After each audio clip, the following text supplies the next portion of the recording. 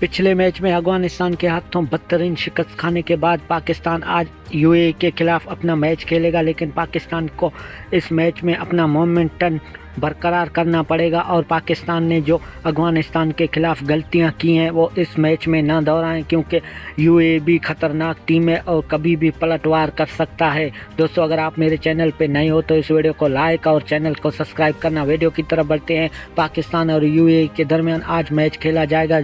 Pakistani time के मुताबिक रात 8 बजे शुरू होगा और भारत के टाइम के मुताबिक 8:30 बजे शुरू होगा।